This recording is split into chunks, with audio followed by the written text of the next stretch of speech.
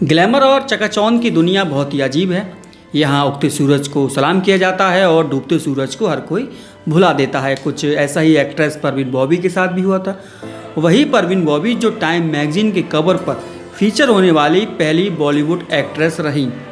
परवीन बॉबी ने 70 और 80 के दशक में फिल्मी दुनिया में तहलका मचा दिया था। वो अपने दौर की सबसे ज़्यादा फीस पाने वाली एक्ट्रेस में से एक थी। लेकिन दुर्भाग्य की बात है कि जिस एक्ट्रेस को स्टारडम के चरम पर पहुंचने पर पूरी फिल्म इंडस्ट्री ने पूजा, उसी एक्ट्रेस को उसके दुख भरे दिनों में भुला दिया गया। परवीन बॉबी से उनके आखिरी दिनों में परिवार तो क्या, बॉलीवुड ने भी दूरी बना ली थी। जिन्हें अपना समझा वो भी उनके साथ नहीं थे। नमस्कार, मेरा नाम अर्जुन है और आप देख रहे हैं सिनेमा 70mm। बिंदास इमेज, ग्लैमर और ज़िंदगी को अपनी शर्तों पर जीने की अदा परवीन बॉबी को दूसरों से अलग करती है। स्वभाव से बेहद भावुक, प्यार में सब कुछ लुटा देना और बीमारी से जूझते परवीन की ज़िंदगी दूसरों को प्यार करते हुए बीती थी।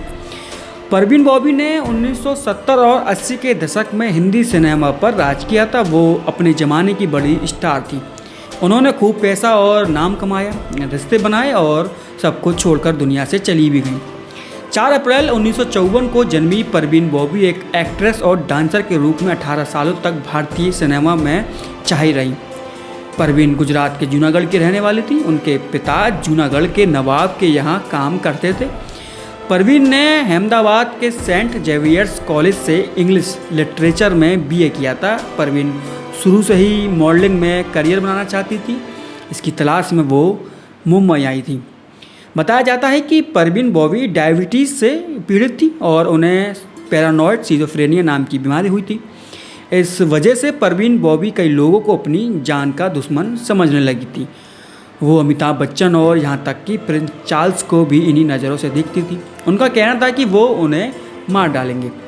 परवीन बॉबी की हालत दिन ब दिन बिगड़ती जा रही थी। नौबत यहाँ तक आ गई कि इंडस्ट्री के लोगों ने उनसे दूरी बना ली और एक बार दिन अचानक परवीन बॉबी की मौत की खबर मिली।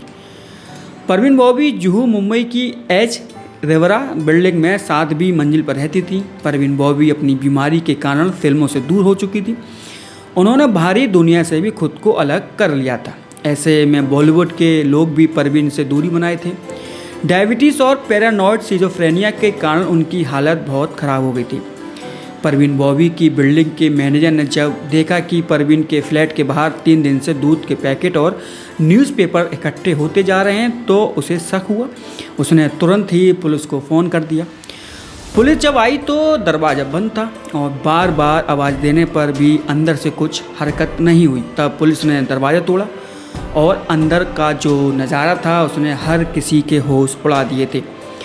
परवीन बॉबी की बॉडी बिस्तर पर पड़ी थी। 3 दिन पहले ही उनकी मौत हो चुकी थी। पुलिस का कहना था कि परवीन बॉबी की मौत नींद में हुई है। शरीर पर किसी या जोर जबरदस्ती के निशान नहीं थे। ऐसे में किसी ने उनकी हत्या की हो इसकी गुंजाइश नहीं थी। लेकिन बताया जाता है कि जब पुलिस परवीन बॉबी के फ्लैट पर पहुंची तो परवीन की बॉडी पहचाने जाने की स्थिति में नहीं थी। वो सड़ने लगी थी। परवीन बॉबी की बिल्डिंग के आसपास भारी भीड़ जमा हो गई थी। किसी को यकीन नहीं हो रहा था कि परवीन बॉबी अब इस दुनिया में नहीं रही। परवीन बॉबी को डायबिटीज़ के कारण एक पैर में गैंग्रीन हो गया था जिससे वो सड़ने लगा था। बिस्तर के पास ही एक व्हील चेयर भी पड़ी थी। सब कुछ अस्त व्यस्त था। कपड़े और दवाइयाँ भी फैली हुई थी। कमरे की हालत देखकर लग रहा था कि परवीन बॉबी पिछले कुछ दिनों से चल नहीं पा रही थी। पैर में गैंग्रीन भी था, इसलिए उन्होंने अपने लिए व्हील चेयर मंगवाई होगी। परवीन बॉबी की बॉडी को तुरंत ही पोस्टमार्टम के लिए भेज दिया गया था। उनका पोस्टमार्टम कूपर हॉस्पिटल में किया गया। पोस्टमार्टम रिपोर्ट परवीन बॉबी के पेट में खाने का एक कण भी नहीं मिला। यानी एक्ट्रेस ने मौत से 2 या 3 दिन पहले कुछ नहीं खाया था। वो बिल्कुल भूखी थी, लेकिन उनके शरीर में कुछ अल्कोहल ज़रूर मिला था। रिपोर्ट के मुताबिक परवीन बॉबी की मौत भूख और डायबिटीज़ के कारण हुई थी। 3 दिन से कुछ ना खाने पीने की वजह से परवीन बॉबी के शरीर के कई अंगों ने काम करना बंद कर दिया था और उनकी मौत हो गई। दुर्गति देखिए, बताया जाता है कि परवीन बॉबी की उनके परिवार ने कोई खोज खबर नहीं की। यहाँ तक कि अस्पताल में भी पोस्टमार्टम के समय या बाद में बॉडी लेने परवीन बॉबी के परिवार से कोई नहीं आया। तब महेश भट्ट पहुंचे और उन्होंने ही परवीन बॉबी के अंतिम संस्कार में मदद की। परवीन बॉबी तो चली गई, लेकिन अपने पीछे वो काफ़ी संपत्ति छोड़ गई, जिससे महाराष्ट्र के राज्य महाप्रशासक ने अपने संरक्षण में ले लिया।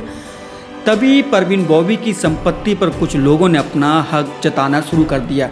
ये वो लोग थे जो खुद को परवीन का दूर का रिश्तेदार बता रहे थे। जब परवीन जिंदा थी तो परिवार ने खोज खबर नहीं की, लाश तक लेने अस्पताल नहीं पहुंचे, पर बाद में एक्ट्रेस की प्रॉपर्टी लेने जरूर पहुंच गए।